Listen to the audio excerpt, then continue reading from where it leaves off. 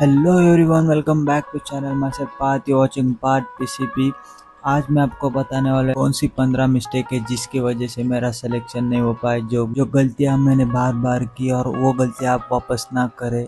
और लास्ट की जो 5 गलतियां हमें लगता भी नहीं हमारी ये गलती हो गई है, पर ये गलती हम कर देते। ये गलती हमारे से हमारा सिलेक्शन दूर लेके जाती है। सबसे पहली हो जाएगी बैकलॉग। बैकलॉग ये शब्द हर नीट एस्पिरेंट के पास होता है। मेरा बैकलॉग हो गया, मेरी तबीयत खराब हो गई थी, बैकलॉग हो गया, डिस्ट्रैक्शन आ गए, बैकलॉग हो गया, बैकलॉग बैकलॉग बैकलॉग। बैकलॉग के कारण बहुत सारी चीज़ें हम गड़बड़ कर देते, तो सबसे पहले बैकलॉग नहीं करना है। दूसरी चीज़ हमारी हो जाएगी नो डिसिप्लिन। मेरे पास कोई डिसिप्लिन नहीं था। मैं कभी सुबह उठकर पढ़ता था, कभी शाम को रात में 2-2 बजे तक पढ़ता था, कभी कभी 4 बजे उठ जाता था। फिक्स टाइम नहीं, तो डिसिप्लिन मतलब डिसिप्लिन का डी भी नहीं था मेरे में। तीसरी है no fix schedule. Schedule fix नहीं था, टाइमिंग, खाने का टाइम फिक्स नहीं था, सोने का टाइम फिक्स नहीं था। इस वजह से क्या हो रहा था, बार बार मेरा शेड्यूल ब्रेक हो रहा था। मैं बार बार नए प्लान्स बना रहा था। और इससे क्या हो रहा था, बार बार जब मैं प्लान बना रहा हूँ, जब मेरे प्लान सक्सेसफुल नहीं हो रहे, तो उससे मेरी ओवर थिंकिंग बढ़ रही थी। तो चौथा हमारा पॉइंट है निगेटिव सेल्फ टॉक और ओवर थिंकिंग।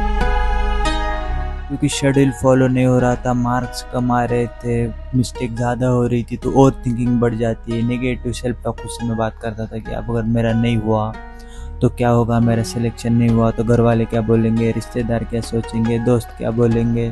सारा दुनिया भर की जितनी निगेटिव टॉक्स होती है, सारी निगेटिव टॉक्स मैं करता था। निगेटिव टॉक सारी होने के कारण फिर मुझे डिस्ट्रैक्शन बहुत सारा बढ़ गया था। फिर मैं मोबाइल देखता था, शॉर्ट देख रहा हूँ, इससे फिर मुझे डिस्ट्रैक्शन आते थे। ये तो पांचवी चीज़ हमारी जो है कि डिस्ट्रैक्शन, मोबाइल का जो डिस्ट्रैक्शन, सोशल मीडिया का जो डिस्ट्रैक्शन, ये बार बार बहुत बढ़ रहा था। डिस्ट्रैक्शन मतलब कम नहीं हो रहा था, ज़्यादा ज़्यादा बढ़ रहा था। डिस्ट्रैक्शन को थोड़ा सा इग्नोर करिए। सिक्स्थ चीज़ थी एनसीईआरटी को कम्प्लीटली इग्नोर कर रहा था। जैसे कि फिजिक्स की एनसीईआरटी और केमिस्ट्री की एनसीईआरटी हो, मैं एनसीईआरटी पढ़ रहा था टैब में। तो क्या होता था, दिन भर जब मैं पढ़ाई करता था, लेक्चर्स करता था, क्वेश्चन प्रैक्टिस करता था, तो मेरी आँख मतलब मान लो दर्द करने लग जाती थी। तो मेरा मन नहीं होता था टैब में से एनसीईआरटी पढ़ने के लिए, बार बार एनसीईआरटी पढ़ने के लिए। मैंने स्टार्टिंग में ये गलती कर लिया। आप गलती ये मत करना, आपके पास टैब है तो ये गलती मत करना कि आप टैब में एनसीईआरटी हाईलाइट मत करना, क्योंकि बार बार पढ़ने में और आँखों में बहुत दर्द होता है। फिजिकली जो एनसीईआरटी हमारे पास है वो ही पढ़ना। सातवीं मेरी मिस्टेक्स, सारा सब कुछ मतलब रो रो के मैं ये सारा सब कुछ जब कर लेता था, तो जब बात आती थी टेस्ट की, मॉक टेस्ट देने की, तो मैं मॉक टेस्ट इग्नोर करता था। इस बार मेरी पढ़ाई नहीं हुई अच्छे से, अगले संडे दूंगा। अगले संडे लगता था ये चैप्टर और बैकलॉग हो गया, अगली बार दूंगा, अगली बार दूंगा। तो वो कल कभी आया ही नहीं, अगला बार कब आया ही नहीं। और बार बार मॉक टेस्ट ना देने के कारण क्या होता था, प्रेशर बहुत बिल्ड हो रहा था कि पिछली नहीं दी, उसके आगे की नहीं दी। और जब मैं देता था तो मार्क्स बहुत कम हो जाते थे। तो आठवीं चीज़ जो है लैक ऑफ रिवीजन, क्योंकि कोई डिसिप्लिन नहीं है, रिवीजन नहीं है, एनसीईआरटी में इग्नोर कर रहा हूँ, तो क्या हो रहा है, बैकलॉग बन रहा है। तो नई चैप्टर और जो भी लेक्चर्स में सर पढ़ा रहे हैं वही कंप्लीट नहीं हो रहा है पूरे टाइम में। तो उस कारण क्या हो रहा था, मेरा बैकलॉग होने के कारण और सारी चीज़ों का प्रेशर जो बढ़ रहा था, उसके कारण मुझे रिवीजन के लिए ना टाइम मिल रहा था, मैं ना रिवीजन कर पा रहा था। तो जो एक बार पढ़ा वो डायरेक्ट उस पर एग्ज़ाम देता था। तो रिवीजन ना देने के कारण जो जो चीज़ें मुझे आती थी वो भी चीज़ें मेरी गलत होती थी, लैक ऑफ रिवीजन के कारण। नाइन्थ चीज़ है पुअर टाइम मैनेजमेंट। इतना गंदा मेरा टाइम मैनेजमेंट था। हर बार प्लान बनाता था कि सुबह उठकर इस टाइम पे मैं लेक्चर करूँगा, वो कल ये करूँगा, ये कल करूँगा, पर क्या होता था, मेरे टाइम मैनेजमेंट फिक्स नहीं था। आज मान लो मैंने प्लान कर लिया कि सुबह 6 बजे उठकर मैं करूँगा, आज मैं सोता ही 4 बजे था शाम को। तो उस कारण क्या हो रहा था, 2 बजे 3 बजे सोने का, मैं सुबह नहीं उठ पाता था। वापस सुबह उठकर मुझे प्लानिंग चेंज करनी पड़ती थी। बार बार प्लानिंग चेंज करने के कारण, बार बार पुअर टाइम मैनेजमेंट के कारण मेरा कॉन्फिडेंस बहुत लो हो जाता था। और फिर उसमें बाद प्रेशर आता था। वही हमारा 10th पॉइंट है प्रोक्रेस्टिनेशन और प्रेशर। प्रोक्रेस्टिनेट करता था, खुद को बहुत कोसता था, इतना प्रेशर आता था, एंजाइटी आती थी, डर लगता था और फिर बार बार लगता था कि मैंने जो पिछला पढ़ा है मुझे कुछ आता ही नहीं, सब मैं भूल गया हो। जो चीज़ मुझे आती थी मैं उसको प्रेशर के कारण ऐसा लगता कि भूल गया हो। यहाँ अपना 11 पॉइंट आ जाता है। उस कारण मैं क्या करता था, बार बार लेक्चर देखता था। मान लो क्लास के लेक्चर ख़त्म कर लिए मैंने, फिर वन शॉट देख रहा हूँ, एक बार वन शॉट देख रहा हूँ, फिर एनसीईआरटी लाइन बाय लाइन देख रहा हूँ। प्रैक्टिस कम और लेक्चर ज़्यादा देख रहा हूँ। उसके बाद हमारा आता है 12 पॉइंट, वो है डोपामाइन हिट और बर्नआउट। क्या होता था, बार बार लेक्चर देखने के कारण मुझे ऐसा लगता था हाँ बहुत बढ़िया, मेरा तो चैप्टर हो चुका है, बहुत बढ़िया।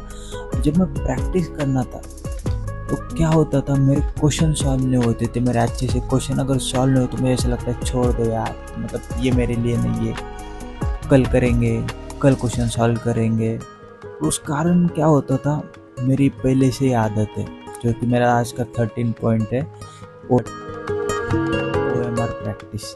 मैं ना बार बार OMR में गलती कर देता हूँ और गलती मुझे पता भी नहीं चलती पेपर के समय। जब मैं एनालिसिस करने बैठता हूँ तो मुझे पता चलता है कि बार बार क्या होता है, मान लो किसी क्वेश्चन का आंसर 2 है पर 3 में लिखा है कि 2, तो मैं 2 को ही आंसर मार्क कर देता था और फिर बाद में इतनी सारी मेरी हिस्ट्री रही है, मुझे इतनी OMR मिस्टेक होती है, मैं जानकर भी, मतलब मैं प्रैक्टिस करता हूँ OMR की, अच्छे से करता हूँ, पर एग्ज़ाम प्रेशर में मेरी OMR इतनी गलत होती है उसकी कोई हद नहीं।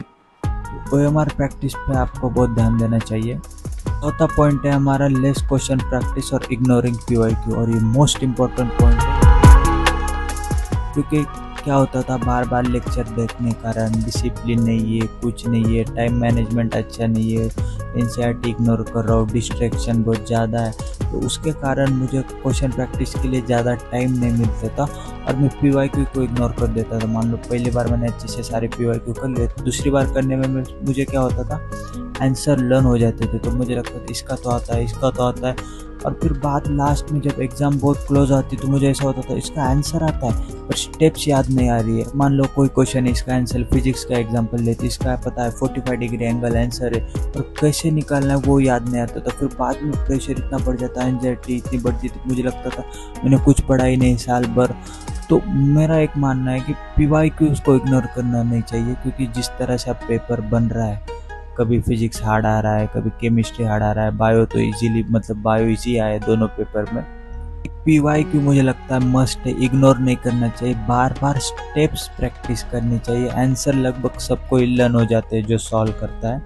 और 15 हर कोई जानता है, एक्सरसाइज बहुत इम्पोर्टेंट होती है। आपको बताओ तो मेरी पूरी बॉडी पेन करती है।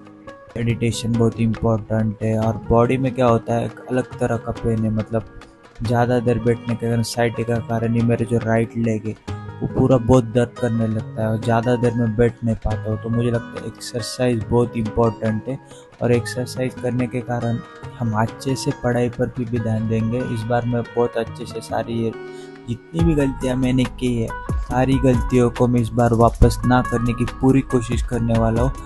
आप भी सारी गलतियाँ अगर आप करते हो जिसके कारण आपका सिलेक्शन नहीं हुआ है, तो ये सारी गलतियाँ आप छोड़ देना।